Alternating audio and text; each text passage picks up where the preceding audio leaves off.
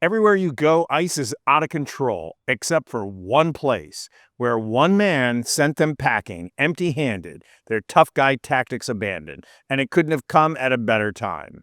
Reports are already starting to come in, just like we knew they would, of ICE imposters grabbing people, robbing them, and more. And it's only going to get worse. This policy of covering their faces and not showing ID, we all know why. It's because a great many of them are not, in fact, federal agents. They are freelance contractors at best, and they are a bunch of unpredictable clowns.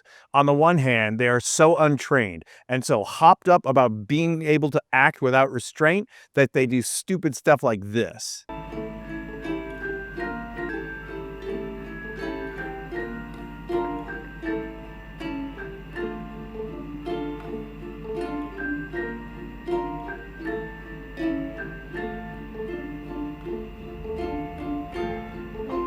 On the other hand, they act so unlawfully and without restraint that they do illegal stuff like this. Hey, no les abra. Yo, are you fucking serious, bro?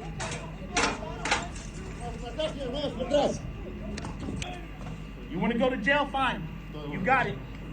And while mayors throughout the country are sending out information cards that list people's rights, these thugs are proving that nope, you don't have any rights, and that in point of fact, they don't need any warrant. Just ask New York City Comptroller and mayoral candidate Brad Lander. He was arrested for asking to see the judicial warrant required to apprehend his client. Watch. I was like, just see the warrant, and then I will let go.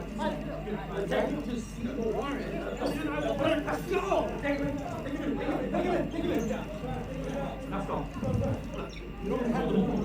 So where is the person who is going to lead the fight to rein in ICE? Well, he's in San Diego, and he's not a Democrat.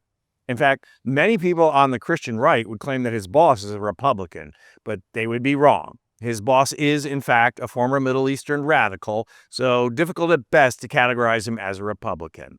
His immediate supervisor, though, is an American, and he lives in Rome, or to be more precise, Vatican City. Though in this heat, I'm sure he's at Castel Gandolfo. So the man who reined in ICE yesterday was none other than Bishop Designate of San Diego, Michael Fahm. And how did he do it? Did he take his bishop's crozier and smack them over the head? No. Did Pope Leo send the Swiss Guard? Double no. Did he take them by surprise and sneak migrants out through a side door? No, just the opposite. He told ICE he was coming, and he did. But he didn't go alone. He went with several of his priests. On June 11th, Bishop Fahm sent a letter to the priests of his diocese, urging them to accompany him to the federal court building on June 20th, International Refugee Day, to bear witness to the treatment of migrants by ICE in the federal courts. Fahm is the first bishop in America appointed by Pope Leo, and Leo chose him for a reason. Fahm is himself an immigrant, and in the face of the Trump administration's war on immigrants, Pope Leo wanted a bishop who would speak out and more. Well, he got more. Fahm went to the courthouse, just like he said he would, accompanied by several priests and journalists. And yes, that's right, he even brought the Rosary Squad. ICE may think they're tough, but no one messes with the Rosary ladies. No one. Watch this. What happened inside? Well, as you noticed, when we entered, they had to check on us and make sure that we were okay to go in.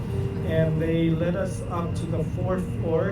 And as we walked toward the hallway, and there ICE agents who were standing there covered with masks as we walked toward the courtroom, and eventually the ICE agents kind of scattered and went away.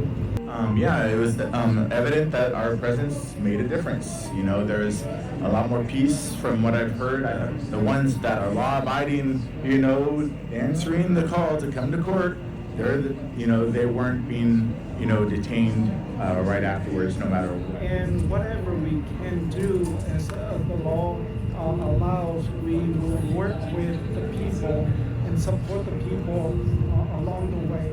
So now anyone can argue that this was just a publicity stunt, and they'd be correct. It was a publicity stunt, and a successful one at that. Phom's actions and his organization was both a wake-up call and an invitation to his fellow American bishops to do the same thing. And key to that organization was inviting non-Catholic clergy to join in. And the Episcopalian Bishop of San Diego, Susan Brown Snook, did just that, as did Imam Taha Hassaneh. What Bishop Phom did was show the government and fellow clergy alike that they can mobilize. But the brilliance of what Phom and fellow clergy did was making clear that they were being non-confrontational. The point was not to oppose ICE, but to bear witness, and in that process, not to shame them either, because they don't need to. If every Catholic bishop in the U.S. followed this model, it would create enormous disruption for ICE. And even more than that, it would cultivate church members to keep on going. And could they do it every week, every day? How sustainable is it? Nobody knows that answer, but we'd all like to find out. Reporting from Rome, as I await Pope Leo to install me as communications czar for the Catholic Church, I'm Anthony Vincent Gallo for Occupy Democrats.